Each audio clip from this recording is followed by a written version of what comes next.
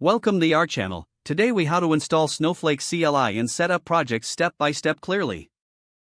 To install Snowflake CLI and set up projects, start by ensuring you have the prerequisites in place. You will need access to a command line interface. Begin by visiting the Snowflake GitHub repository. Locate the latest release of the Snowflake CLI. Download the appropriate binary for your operating system. For Windows, download the .exe file.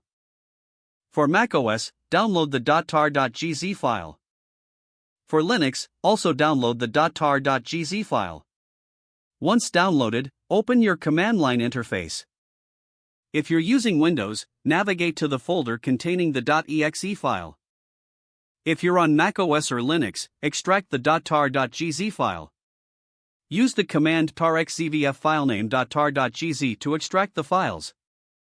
Navigate to the extracted folder using the command line. To install the Snowflake CLI, move the binary to a directory included in your path. For macOS and Linux, you can use the command sudo mv snowflake/usr/local/bin.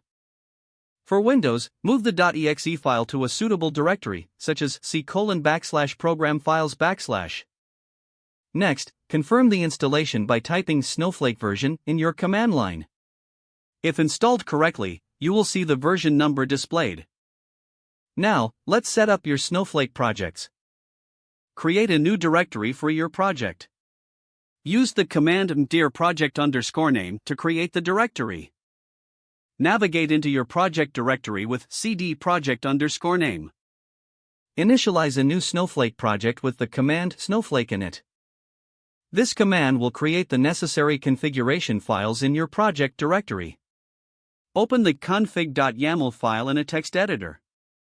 Update the file with your Snowflake account information. Specify your account, username, password, and the default warehouse. Save and close the config file. Don't forget to like this video and subscribe to our channel for more step-by-step tech guides.